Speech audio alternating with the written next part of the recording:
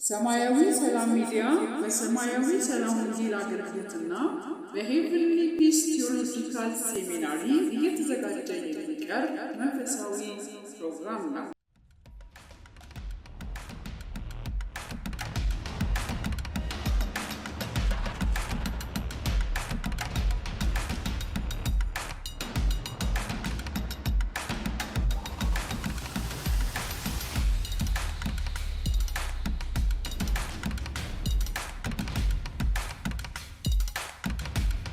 ከባለሱቁ ጋር ምን ይያሉ ነው ዛሬ እኮ ሐሙስ ነው ምናምን ይያሉ ይነጋገራሉና እንዴት ሐሙስ ይሆናል ብዬ ጥያቄ ፈጠረብኝ። ምክንያቱም እኔ ማክሰኞ 1 ሰዓት ተኩል ነው የተኛሁት እና እንደዚህ ሲያወሩ በጣም ደነገጥኩኝ።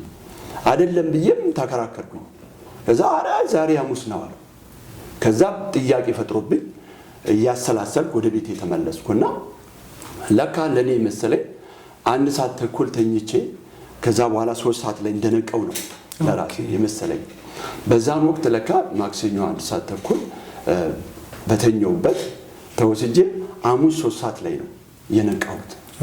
በዚህ በ3 ቀናት ውስጥ በመንፈስ የመወሰድ በእግዚአብሔር መንፈስ ተወስጄ እንዲያይ እግዚአብሔር ያደረገኝ ነገር ነበርና ከዛ በኋላ ነው በራእይ መወሰድ የሚለውን ነገር ይሄንን እግዚአብሔር በመጽሐፍ ጽፌ እንዲገልጥ እንዲያመጣ እግዚአብሔር ስለተናገረኝ በዚህ መልኩ ልገልጠው የቻልኩት። ስለዚህ ማክሰኞ ማታ ከምሽቱ 1 ሰዓት ተኩል የተወሰድክ የነቃው ሐሙስ ከምሽቱ 3 ሰዓት ላይ ነው ማለት ረጅም ጊዜ። በዛ መሃል አብሮህ የኖረ ወይም በዛን ጊዜ በተወሰድክ ጊዜ ያየ ሰው ይኖር ይሆን ወይስ ለብቻ ነበርክ በቤት ውስጥ? በዛ ሰዓት ብቻዬን ነበርኩኝ። ብቻዬን ነበርኩኝ። ከነቀው ያው በጸሎት ቦታ ላይ ስለነበር ብቻዬን ነበርኩኝ በዛ ወቅት። መልካም። እስቲ ያያቸው ራእዮችና ትርጉሞችን በዚህ መጽሐፍ ብዙ ራእዮች ነው የተገለጡት። ከዛ ደግሞ ትርጉማቸው እዛ ተገልጿል እና ጠቅለል ያለ እስኪ በራእዮቹ ስላያቸው ወሳኝ ነገሮች ለቤተ ክርስቲያን ዛሬ እግዚአብሔር ተናገረኝ የምትለውን ነገር ብትነግረን ታስተላልፍ። አዎ በወቅቱ ተወስጄ ያየሁት ከተሰጠኝ መልአክ ጋር አንዳንድ ስፍራዎች አንዳንድ ቤተ ክርስቲያናት ሄጄ ያንን ነገር እንዳይ ተደርጓልና በራእይ መጽሐፍ ላይ ዮሐንስ በፍጥሞ ደሴት በጌታ ቀን በመንፈስ ነበርኩ ይላል እና በዛን ጊዜ በመንፈስ ተወስዶ ያየውን በሰባቱ ቤተ ክርስቲያናት ውስጥ የነበረውን ነገር አይቶ ነው ያው ለኛ ለትምህርት እንዲሆን እየጻፈልን። ልክ እንደዛው ነው እኔም የተወሰድኩት አወሳሰድና ተወስጄ ያየሁት ቤተ ክርስቲያኖችን ነው። ቤተ ክርስቲያንና መሪውን ነው። በዛ ቤተ ክርስቲያን ውስጥ ያለውን ነገርና መሪዎቹ ላይ ያለውን ነገር ነው እግዚአብሔር ያሳየኝና በወቅቱ በአብዛኛው ያያዋቸው መልእክቶች እግዚአብሔር ከሰጠን ወይንም ደግሞ መጽሐፍ ቅዱስ ካስቀመጠው ስታንዳርድ በታች የሆኑ ብዙ ነገሮችን አይቻለሁ። ያ ማለት ምንድነው? በአገልግሎት ውስጥ በመናገለግለው አገልግሎት ስለ ጸጋ ስለ አገልግሎት ያያዋቸው ነገሮች አሉ። በእነዛ ነገሮች ውስጥ እግዚአብሔር ካስቀመጠው ከመጽሐፍ ቅዱስ ስታንዳርድ ዝቅ ያለ ወይንም የወረደ አይነት ነገሮች ህይወት ውስጥ እንደነበር እግዚአብሔር ያንን ደግሞ ሰዎቹን ወደ እግዚአብሔር እንዲመለሱ ወደ እውነተኛ መንገድ እንዲመለሱ ነው እግዚአብሔር ያንን መልእክት ያሳየኝና በጣም በጊዜው በጣም ከባባድ የሆኑ ራእዮች ናቸው በዛ ውስጥ ያዩዋቸው። አንዳንዶቹ ደግሞ አፕሪሺየት ያደረጋቸው እግዚአብሔር መልካም ስራ ላይ ያሉ ሰዎችን መልካም ነገር እያደረጉ ያሉ ሰዎችን በእግዚአብሔር ቃል ውስጥ ሆኖ ዋጋ እየከፈሉ ያሉትን ሰዎች እግዚአብሔር አፕሪሺየት ያደረጋቸው ሰዎችንም በዛ ውስጥ አይቻለሁ። በአብዛኛው ግን በቤተ ክርስቲያን ውስጥ ያየሁት ነገር አብዛኛው ነገር መታረም ያለብን መመለስ ያለብን ንስሐ መግባት ያለብን ወደ እግዚአብሔር መመለስ ያለብን እውነታዎችን ነው በዛ ውስጥ ያየሁትና ለምሳሌ ለመጀመሪያ ጊዜ አንድ ስፍራ ተወሰድኩ። ያ ስፍራ አንድ ትልቅ አዳራሽ ያለበት ቦታ ነው። እዛ አዳራሽ ውስጥ ከመልአኩ ጋር ገባን። አንድ የእግዚአብሔር ሰው ትልቅ ዙፋን ላይ ቁጭ ብሏል። እዛ ዙፋን ላይ ቁጭ ብሎ ዙፋን የሚለው ያው በክርስቶስ ያገኘነው ፖዚሽን ነው። በክርስቶስ ኢየሱስ በሰማያዊ ስፍራ አይደል አስቀምጠን አይደል የሚለው። ስለዚህ በክርስቶስ ያገኘነው ማንዴት ወይንም ስፍራ ነው ያ እና እዛ ቦታ ላይ ቁጭ ብሎ አየሁት ያን ሰው ሳየው መልአኩ ተመልከት ይለኛል። ወደሱ ሲመለከት ሰውየው መልአኩ ምን ላይ ነው ቁጭ ያልከው ብሎ ይጠይቀዋል። እንደዚህ ብሎ ሲጠይቀው ያ ሰውዬ መልሱን ለሱ እንደመመለስ የሆነ ነገር ዙፋኑ ስር ላይ ለመሸሸግ ይሞክራል እና በእጁ እንደዚህ ያደረገ ለመሸሸግና ለመሰወር ይፈልጋል። ወደ ኋላ እየተንፏቀቀ እንትን ይላል። ከዛ አየህ አለኝ። ከዛ ሲመለከት ከዙፋኑ ስር ላይ እጅግ ብዙ ብር አየው። ጥም ያለ ብር፣ ሙሉ የሆነ ብር ውስጡ ላይ አየው። ምንድነው? ወዲያው መልአኩ እንደዚህ አለኝ፣ ይህ ሰው ተመልከት፣ ህይወቱንም አገልግሎቱንም በብር ላይ ነው እንጂ በእግዚአብሔር ላይ አይደለም የመሰረተው ብሎ አለኝ እና በጣም ደነገጥኩኝ። ማለት ህይወቱንም አገልግሎቱንም የመሰረተው በብር ላይ ነው። ከዛ ጥፋት እንደመመለስ ለነገሮቹ ምክንያት እየሰጠ ሲሸሽ ተመልከት ብሎ አለኝ። መጽሐፍ ቅዱስ ሲናገር ኃጢአቱን የሚሰውር አይለማም፣ የሚናዘዛትና የሚተዋት ከእግዚአብሔር ዘንድ ምሕረት ይቀበላል ይላል። ማለት እኛ ስንናዘዝ ወደ እግዚአብሔር ስንመለስ ንስሐ ስንገባ ነገሮቻችንን ለእግዚአብሔር ስናሳይ ምሕረት የምናገኘው። ግን ያ ሰው ንስሐ ለመግባት ፈቃደኛ ሳይሆን ሲቀራየው እና ወደ ኋላ ያን ነገር እየሸሸገ ያደረጋቸውን ነገሮች እየሸሸገ ወደ ኋላ ሲያፈገፍግ ያን ነገር አሳየኝና አንድ ሰው ህይወቱንም ገንዘብ ላይ አገልግሎቱንም ገንዘብ ላይ ከመሰረተ ምንድነው ፍጻሜ የሚሆነው? ፍጻሜው ምንድነው? በእግዚአብሔር ቤት ሊገኝ ይችላል ወይ? በእግዚአብሔር ዘንድ ሊገኝ ይችላል ወይ? ስለዚህ በጣም ከዛ ራእይ የተረዳሁትና እግዚአብሔር ያስተማረኝ እግዚአብሔር ባሳየኝ ነገር ውስጥ ከገንዘብ ፍቅር ራሳችንን መጠበቅ እንዳለብን፣ ገንዘብ ህይወትን ሊያሳጣ እንደሚችል፣ ገንዘብ ከእግዚአብሔር በላይ ሆኖ አምላክ ሆኖ የእግዚአብሔርን ስፍራ ሊወስድ እንደሚችል መጽሐፍ ቅዱስ አንድ ቦታ ላይ እንደው ለሁለት ጌቶች መገዛት አይቻልም ይላል። ምክንያቱም ገንዘብንም ራሱ ጌታ ብሎ አቅርቦታል። ስለዚህ ገንዘብን የምናፈቅር ከሆነ ምን ይሆናል? ያ ነገር ጌታ ይሆንብናል ማለት ነው። ስለዚህ በገንዘብ ጉዳይ ህይወታችን በገንዘብ ጉዳይ ከገንዘብ ፍቅር መጠበቅ አለብን። ይህ ህይወታችንንም አገልግሎታችንንም አደጋ ውስጥ የሚከት ነገር ስለሆነ በዚህ ዙሪያ ላይ ለመጀመሪያ ጊዜ ሄጄ ያየሁት እንደዚህ አይነት ነገር ነው እና ከባድ ነገር ነው። ካልተመለስን እግዚአብሔር በዛ መንገድ ላይ ምንቀጥል ከሆነ ፍጻሜያችን መልካም አይሆንም። ምክንያቱም እኛ ላይፋችንን መመስረት ያለብን በእግዚአብሔር ላይ በእግዚአብሔርና በእግዚአብሔር እንጂ በገንዘብ ላይ አይደለም። ህይወት በገንዘብ ላይ ከተመሰረተ ፍጻሜው መልካም አይሆንም ማለት ነው። ስለዚህ ፍጻሜያችንን ማየት አለብን። ዛሬ ያለውን አገልግሎት አይደለም፣ ዛሬ ያለውን ክብር አይደለም፣ ዛሬ ያለውን ዝና አይደለም፣ ዛሬ ያለውን የጸጋ በእኛ ህይወት ውስጥ የሚገለጡ ነገሮችን አይደለም። ምክንያቱም በወቅቱ ያየሁት ትልቅ የእግዚአብሔር ሰው ነው። ትልቅም ስም ዝና ያለው ሰው ነው። በምድር የምታውቀው ሰው ማለት ነው። አዎ ማውቀው ሰው ነው እና አብዛኛዎቹ ሰዎቹ የማውቃቸው ሰዎች ናቸው። ስለዚህ ምንድነው ከገንዘብ ፍቅር ራሳችንን መጠበቅ አለብን። ፍጻሜያችን መልካም እንዲሆን የአገልግሎት ፍጻሜያችን መልካም እንዲሆን እንድንሰነብት እንድንቆይ በእግዚአብሔር ፊት ቆይተን እንድናገለግል ወደ እግዚአብሔር መመለስ አለብን። በፍጹም ትህትና ነው ይሄንን ማውራው። እኛ ጻድቃን ሆነን ወይ እኔ ጻድቅ ሆኜ እኛ ጻድቃን ሆነን ሳይሆን ነገር ግን እግዚአብሔር ይህን ለምንድን ነው ያሳየው? እግዚአብሔር እንድንመለስ ስለፈለገ ነው። እግዚአብሔር ወደሱ እንድንመለስ እንድንታረቅ ንስሐ እንድንገባ እግዚአብሔር ስለፈለገ። እንድንጠፋ እግዚአብሔር አይፈልግም። የማንንም ሞት እግዚአብሔር አይፈልግም። የማንንም ጥፋት እግዚአብሔር አይፈልግም። ስለዚህ ወደ እግዚአብሔር መመለስ መልካም ስለሚሆን እና እግዚአብሔር ከዚህ አንጻር ለመጀመሪያ ጊዜ በተወሰድኩት ያየሁት ይሄንን ነው።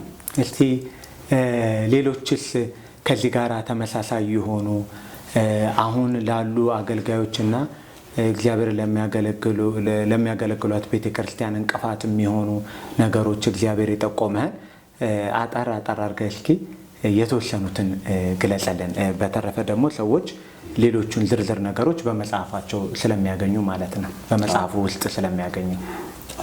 ለምሳሌ ወደሆነ ስፍራ እንደገና ሌላ ቦታ ላይ ተወሰድንና እዛ ቦታ ላይ ያየሁት ምንድነው? አንድ ትልቅ የእግዚአብሔር ሰው ነው። ያ የእግዚአብሔር ሰው የሚያደርገው ነገር ምንድነው? መጽሐፍ ቅዱሳችን ላይ በይፋ ተቀምጧል ስለ ገንዘብ። በተለይ አሁን በዚህ መልእክት ዙሪያ ላይ ደጋግሜ ሳወራ ስለ ገንዘብ ነው አብዛኛው።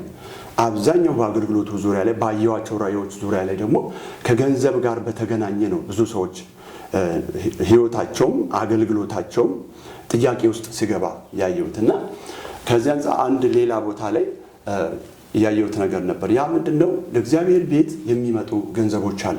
ለእግዚአብሔር መንግስት ሰዎች ይሰጣሉ፣ ምዕመናኖች ይሰጣሉ እና ያን ገንዘብ ያ ሰውዬ እየወሰደ የራሱን ነገር ያደርጋል። ትልልቅ ቢልዲንጎች ይገነባል። ትልልቅ ማሽነሪዎች ሲገዛ አየው። እነዛ ነገሮች ሲያደርግ አየውና ከዛ ይሄ ነገር መልአኩ ተመልከት፣ ይህ ሰው አለ በምድር ላይ የተቀበለው እዚሁ ጨርሷል፣ በእግዚአብሔር ዘንድ ምንም ነገር የለውም አለ። እንዴት ደነገጥኩና እንዴት ይሄ እንደዚህ ሊሆን ይችላል ብዬ ስል ኃጢአት የሆነው ነገር ምንድነው? ሰውየው አይጠቀም አይደለም። ሰዎች ለእግዚአብሔር ቤት ለአገልግሎት ለአገልጋዮች ወይንም ደግሞ ቤተክርስቲያን ውስጥ ለሚደረገው ነገር ነው የሚመጣው ገንዘብ ያን ለመጠቀም። ነገር ግን እዛ ጋር የተገኘውን ነገር በሙሉ ለራሱ ነበር የሚያደርገው፣ ለራሱ ነው የሚያደርገው። ስለዚህ አለ ገንዘብ ተምኖ ነው አገልግሎቱን በገንዘብ ተምኖ ነው የወሰደው። ስለዚህ እኔ ጋር የለኝም ጨርሷል፣ እዛ የሚጻፍ ነገር የለውም ማለት። ይሄ ማለት ልክ እንደ ደሞዛቸውን ተቀብለዋል እንደሚለው ማለት ነው። በሰማይ ነው ክፍያ የሌለው። በሰማይ ክፍያ የለውም፣ እዚሁ ጨርሷል። ምክንያቱም ተምኖ ነው፣ በገንዘብ ተምኖ ነው አገልግሎቱን ያገለገለው። እኛ በገንዘብ ሳይሆን ሕይወት ስላገኘን በክርስቶስ ስለዳንን ክርስቶስ ስለመረጠን የእሱ አገልጋዮች ስላደረገን በጸጋ ስለተሾምን እሱ በምህረቱ አገልጋዮች ስላደረገን እናገለግለዋለን እንጂ የሰጠንን በሰጠን ጸጋ በዛው ምድር ላይ ባለው ገንዘብ ተምነን የምናገለግል ከሆነ በእግዚአብሔር ዘንድ አይቀመጥልንም፣ ወይም ደግሞ በእግዚአብሔር ዘንድ የምናገኘው ነገር አይኖርም ማለት ነው። ስለዚህ በየትኛውም መንገድ ከገንዘብ ፍቅር ህይወታችንን መጠበቅ አለብን፣ መመለስ አለብን ወደ እግዚአብሔር። በዚሁ በመጽሐፍ ላይ ሌላ የተነሱ ሀሳቦች አሉ። ለምሳሌ ቤተክርስቲያንን መመስረት ወይም መትከል በሚመለከት ጌታ ያሳየህና ያለህን መልእክት ላይ ደግሞ አጠር አድርገህ ማብራሪያ ብትሰጥ። መትከል የተነሳ አንድን ሰው እግዚአብሔር አሳይቶኝ ነበር። በወቅቱ እግዚአብሔር ተናግሮታል ለዛ ሰው። እግዚአብሔርም እኔ ተናግሬው ነበር፣ ግን ጊዜው አልነበረም። ያለ ጊዜ ነበረ ቤተክርስቲያኒቱን ለመመስረት የተነሳው እና ከዚህ የተነሳ ያ ሰው እዛ መድረክ ላይ ቆሞ ህዝቡ እዛ ጉባኤ ላይ የተገኘ ህዝብ ጥቁር ለብሶ ማቅ ለብሶ በጣም ሀዘንተኛ ሆኖ አየው። አገልጋዮቹም ከፊት ለፊት ያሉት አብሮት ያሉ ሀዘንተኛ ሆኖ ፊታቸው በሀዘን ተሞልቶ አየው እና እዛ ፑልፒቱ ላይ የነበረውም ሰው ደግሞ በሀዘን መንፈስ ሆኖ አየው። ምንድነው ብዬ ስጠይቅ ያለ ጊዜ የምንጀምራቸው አገልግሎቶች ያለ እግዚአብሔር ጊዜ ስለሆነ ለእግዚአብሔር ህዝብ ለዛ ትውልድ ለሚመጣው ህዝብ የሚሆን የሚበቃን ነገር መስጠት ወይንም መመገብ ማድረግ ስላልተቻለ ያ ህዝብ ራሱ በይሉኝታ አብሮ የሚከተል ህዝብ ነው። በይሉኝታ አብሮ እየተከተለ ነው፣ ግን በሀዘን ውስጥ ነው ያለው፣ በስብራት ውስጥ ነው ያለው እና ያም ሰው ደግሞ አዝኖ ቆሞ አየውና በጣም እጅግ በጣም በሰዓቱ ልቤ ላይ ያን ነገር አሳዘነኝ። ምክንያቱም ያለ ጊዜ የምናደርጋቸው ነገሮች ለህዝባችንም አይጠቅሙ ለኛም አይጠቅሙ። ምክንያቱም ልንጎዳ ሁሉ እንችላለን። እግዚአብሔር በጊዜው ከሆነ ሁሉንም ነገር ሙሉ ነው የሚያደርገው። መጽሐፍ ቅዱስ ላይ ጊዜው በደረሰ ሰዓት ከሴቲቱ የተወለደው ልጁን ኢየሱስ ክርስቶስን ላከ ይላል። ኢየሱስ ቀድሞ ይመጣ ነበር፣ ይችል ነበር ቀድሞ መምጣት፣ ወይንም ደግሞ ዘግይቶ መምጣት ይችል ነበር። ግን ጊዜው በደረሰ ሰዓት ይላል ኢየሱስን እንኳን ወደዚህ ምድር ለመምጣት ጊዜ አስፈልጓል። በጊዜው ነው የመጣው፣ በሰዓቱ ነው የመጣው። ስለዚህ እያንዳንዱ ነገር በጊዜ መሆን አለበት። ምናልባት እግዚአብሔር ሊናገረን ይችላል። እግዚአብሔር ቤተክርስቲያን ትተክላለህ ሊለን ይችላል። ግን መቼ ነው? የት ነው? እንዴት ነው? ከማን ጋር ነው ብለን እያንዳንዱን ነገር ከእግዚአብሔር መጠየቅ ያስፈልጋል። ምሪት መቀበል ያስፈልጋል። ምናልባት እግዚአብሔር ገና ከ5 ዓመት በኋላ የምንመሰረታት ቤተክርስቲያን ነው ወይንም ደግሞ ከ10 ዓመት በኋላ ለሚሆነው ነገር ዛሬ ተናግሮኝ ይሆናል። እኔ እግዚአብሔር ተናግሮኛል ብለን ወዲያውኑ ተነስተን ቤተክርስቲያን እንመሰረታለን ብለን ማለት የለብንም። ምክንያቱም በጊዜው እስካልሆነ ድረስ ሸክም ነው የምንሆነው። ለትውልዱ ሸክም ነው፣ ለሀገር ሸክም፣ ለራሳችንም እንቅፋት ነው የሚሆነው። አብዛኛው ቦታ ላይ እንደዚህ ነገሮች ከዚህ የተነሳ ወደ ስህተት ትክክል ወዳልሆኑ ነገሮች ውስጥ መግባት ይመጣል። ብዙ ነገሮችን የምናያቸው ነገሮች አሉ በዚህ ዙሪያ ላይ በቤተ ክርስቲያን ዙሪያ ላይ እግዚአብሔር ጊዜው ሲሆን የሚያስፈልገውን ነገር ሁሉ ያመጣል። እግዚአብሔር አቅርቦትን ያመጣል። እግዚአብሔር ለዛ ህዝብ የሚገባውን ጸጋ ደግሞ በዛ ሰው ላይ ያመጣል። ስለዚህ ጊዜን አውቀን በጊዜ ማድረግ አለብን። ያለ ጊዜ የምናደርገው ነገር ደግሞ ዋጋ ያስከፍለናል። ስለዚህ በዚህ ዙሪያ ላይ ቤተክርስቲያን የምንተክል ወይም ልንመሰርት ያለን ሰዎች ቆም ብለን ማሰብ አለብን። የሆነ ሰንበዴ ስለጀመረ የሆነ ሰንበዴ ቤተክርስቲያን ስለተከለ ቤተክርስቲያን ተነስተን መትከል የለብንም። የሆነ ነብይነት ጸጋ በኔ ስለታየ ወይንም የሆነ የሐዋርያነት ጸጋ በኔ ላይ ስለታየ ብቻ ተነስተን መመስረት የለብንም። ሙሴ እንኳን መስሎት ሄዶ ነበር ይላል። መሰለውና እስራኤልን ነፃ የሚያወጣ መስሎት ሄደ። በዛን ሰዓት ተቃውሞ ገጠመው። ከዛ ተነስቶ ወደ ሚዲያ ሀገር ሄደ። 40 ዓመት ሙሉ ነው የቆየው። ከ40 ዓመት በኋላ ነው እግዚአብሔር ዘጸአት ምዕራፍ 3 ላይ በእሳት ቁጥቋጦ ውስጥ እግዚአብሔር ተገለጠለት ይላል። ትክክለኛና ራይት ታይሙ ያ ታይም ነበር። እግዚአብሔር ጠራውና አሁን ጊዜው ነው፣ የሕዝቤን የእስራኤልን ጩኸት ሰምቻለሁ፣ እነሱን ታድን ዘንድ ልካለሁ ብሎ እግዚአብሔር ከዛ በኋላ ስልከው እናያለን። እንደውም እግዚአብሔር ሙሴ እንደውም እግዚአብሔር እንደዚህ ብሎ ተናግሮ ራሱ ፈትኖታል። እግዚአብሔር 2-3 ጊዜ ፈትኖታል እግዚአብሔር። ከዛ በኋላ እርግጠኛ ከሆነ በኋላ ነው እግዚአብሔር እንደላከው ሄደ። እግዚአብሔርም ከሱ ጋር ስለነበረ ሕዝበ እስራኤልን ከግብፅ ምድር ይዞ መውጣት ቻለ። እና ምን ከመልእክቴ ጋር አያይዤ መናገር የምፈልገው ነገር ጊዜን መለየት አለብን። ጊዜን ማወቅ አለብን። ያለበለዚያ ግን ብዙ ችግሮች በህይወታችን ይፈጠራሉ፣ እኛም እንጎዳለን። ምክንያቱም ጊዜያችን በከንቱ እናጠፋለን፣ የሰዎችን ነገር በከንቱ እንትን እናደርጋለን። ስለዚህ ጊዜን አውቀን በጊዜ ውስጥ ማድረግ አለብን። ከእግዚአብሔር መስማት አለብን። ጊዜውን መለየት አለብን። ይህን ካደረግን እግዚአብሔር ፍሬያማ ሊያደርገን ይችላል። ያ ባለመሆኑ ግን እዚህ መጽሐፍ ውስጥ እንደጠቀስኩት በኋላ ላይ ንስሐ ያ ሰው ንስሐ ገባ በእግዚአብሔር ፊት። እግዚአብሔር እንደገና እድል ሰጥቶት ቤተክርስቲያን እንዲመሰረት እድል ሰጥቶት መስርቶ በኋላ ፍሬያማ ሆኗል። ዛሬም ፍሬያማ ሆኖ አግኝቼዋለሁ ሰውየው በተግባር ማለት ነው። በራእይ ያየኸውን ሰው ማለት ነው። በተግባር አይቼዋለሁ። እና ስለዚህ ከጊዜ ጋር እንድንሄድ ያስፈልጋል። እግዚአብሔርን ልንጠይቅ ያስፈልጋል። ልንለይ ያስፈልጋል። ሰው ስለጀመረ አይደለም እንጀምሩ። ይሄ ሰማያዊ ነገር ስለሆነ የእግዚአብሔር ነገር ስለሆነ ብዙ ሰዎች አሁን ብዙ ዋጋ የሚከፍሉ ሰዎች አሉ። ቆም ብለን ግን በዚህ አቅጣጫ ላይ ማየት አለብን። ስራው የእግዚአብሔር እንጂ የኛ አይደለም። የእግዚአብሔርን ስራ ለመስራት ደግሞ ከኛ የሚገባ ነገር አለ፣ ከእግዚአብሔር የሚሆን ነገር አለ። ይህንን ነገር ጨርሰን ከሄድን ግን እግዚአብሔር ፍሬያማ ያደርገናል ብዬ አምናለሁ። ምናልባት በዚህ መሀል አንድ ጥያቄ ተነሳብኝና እግዚአብሔር ለሕዝቡ መልእክት ሲሰጥ ለነቢዩ ሲናገር ወይም ለአንድ በእግዚአብሔር ቤት አገልግሎት ውስጥ ላለ ሰው ስለሌላኛው ሰውዬ የመስተካከልም ይሁን የማበረታታት ድምፅ ሲልክ መልእክትን ሄዶ የማድረስ ጉዳይ አለ እና ምናልባት በራእይ ውስጥ በተወሰድክባቸውና ባያቸው አገልግሎቶች ውስጥ ያየኸውን ነገር ሄደህ አድርሰህ በሰዎች ዘንድ ያገኘኸው ምላሽ አለ? አዎ፣ ወደኋላ መለስ ልበልና መጀመሪያ ልክ ራእዩን እንዳየው በጣም ቅድም እንዳልኩት መግቢያ ላይ እማቃቸው ሰዎች አሉ በራእዩ ውስጥ።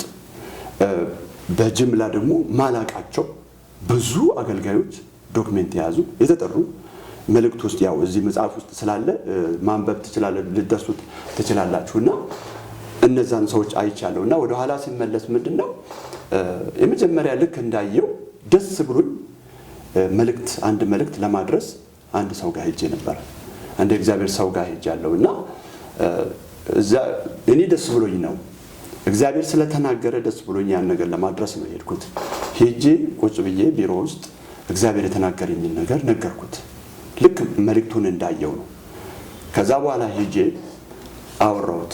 በዚህ አቅጣጫ ጥሩ ነገር አለ፣ በዚህ አቅጣጫ ደግሞ ተስተካከል። ራእይ መጽሐፍን ስታነቡ እነዚህ 7 አብያተ ክርስቲያናት ላይ ያሉትን መልእክቶች ስታነቡ በተወሰነ መልኩ መልካም ነገር ታገኛል፣ በተወሰነ መልኩ ደግሞ ችግር ያለበትን ደግሞ ይጠቅሳል። በዚህ ይሄን ንሳግቢ፣ ይሄን አስተካኪ፣ ይሄ ነገር ደግሞ አጽንተሽ ያዢ የሚልበት ነገር ልክ እንደዛው ይሄ መልካም ነገር አለ፣ በዚህኛው በኩል ደግሞ ይሄን አስተካከል ብሎ እግዚአብሔር የተናገረኝን ነገርኩት።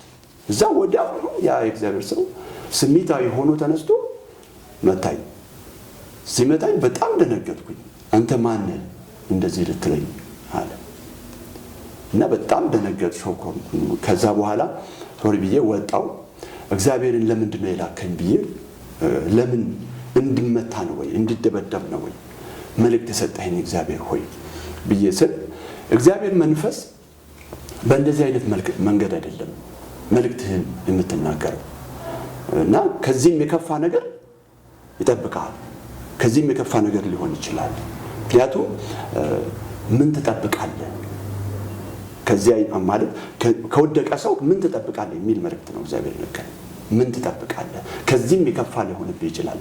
ስለዚህ ያለ እግዚአብሔር በእንደዚህ አይነት መንገድ ሳይሆናል ስማቸውን ቤተክርስቲያናቸው አታስገባም። ነገር ግን መልእክቱንና ከቃሉ ጋር ያለው እውነት በመጽሐፍ ጽፈህ አሳትመህ ለትውልዱ አደርስልኝ። በቀጥታም በተዘዋዋሪ መልእክቱ ይደርሳቸዋል ብሎ እግዚአብሔር ተናገረኝ። ከዛ በኋላ 45 ቀን ጾም ጸሎት ገብቼ ዱካም ከተማ ላይ እየጸለይኩ ነው። እግዚአብሔር ይሄንን ዳይሬክሽን ይሰጠኝ። ከዛ በኋላ ነው በመጽሐፍ ታትሞ እንዲወጣ ወደዚህ ደረጃ የደረሰው ማለት ነው። እና እንደዚህ አይነት ነገሮች ገጥመውኛል። ኢቭን ኢፍ አንዳንድ ቦታ ላይ መልእክቶቹ እንደዚህ በሌላም አጋጣሚ እንደዚህ የተላለፈበት መንገድ ነበርና ኢቭን ኢፍ አንዳንድ ሰዎች ምን እናድርግ? ይህ መልእክት ከእግዚአብሔር መጥቷል። ምን እንሆን? እሺ እንዴት እንሆን?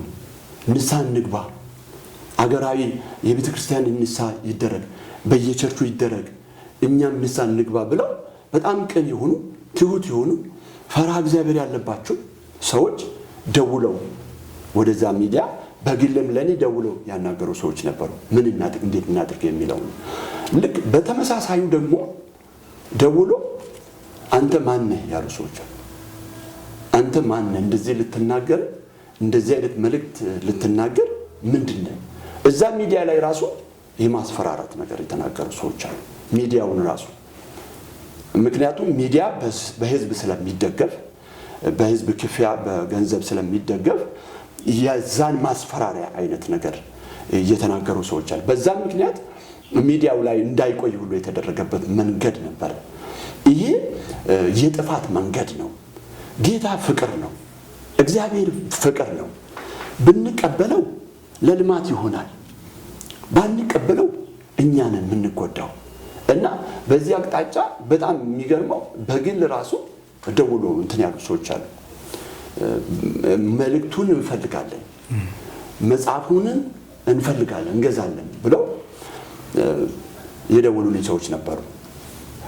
እኔ ሊገዙ መስሎኛል፣ መጽሐፉን ፈልገው መስሎኛል። እና ቀጥረው የሆነ ቦታ ላይ ነው የቀጠሩኝ። ተገናኘን እና እዛ ቦታ ላይ አብሮ የመጡ ሰዎች አሉ። ከነሱ ጋር እነሱ የሚጠብቁ ሰዎች አሉ። የሚጠብቋቸውን ሰዎች ይዘው እንደ ጋርድም ይባላል፣ እንደ ጋርድ አይነት ነገርና ይዘው መጥተው ሊጠይቁኝ። ከዛ በኋላ አንተ ማን ነህ እና አርፈህ ልጆችን አታሳድግም፣ አርፈህ አታገለግልም የሚል ማስፈራሪያ አይነት ነገር ተናግረው የሄዱም ሰዎች አሉ። እና እኔ የመለስኩላቸው መልስ አሁንም አወራለሁ፣ ነገም እናገራለሁ፣ ቀጣይ ዘመንም እናገራለሁ። እግዚአብሔር ያለኝን ከመናገር ወደ ኋላ አይደለም፣ በል ያለኝን እላለሁ። ይሄ ደግሞ ለመታነጽ፣ ለመለወጥ፣ ለፈውስ ነው። አገሪቱ እንድትፈወስ፣ ቤተክርስቲያን እንድትፈወስ፣ እኔ እንድፈወስ፣ አንተ ሁላችን እንድንፈወስ ነው። እግዚአብሔር ነው፣ እኔ አይደለም። ተናጋሪው እግዚአብሔር ነው። ስለዚህ ለእግዚአብሔር ታዝዤ ነው ለሚመጣው ነገር ሁሉ እኔ ሬዲ ነኝ ያልኩት። ምንም ነገር ቢመጣ ምንም በዚህ ምክንያት ምንም ነገር ቢሆን ደስታዬን አልችለውም። ይሄ ለኔ ትልቅ ገድል ነው።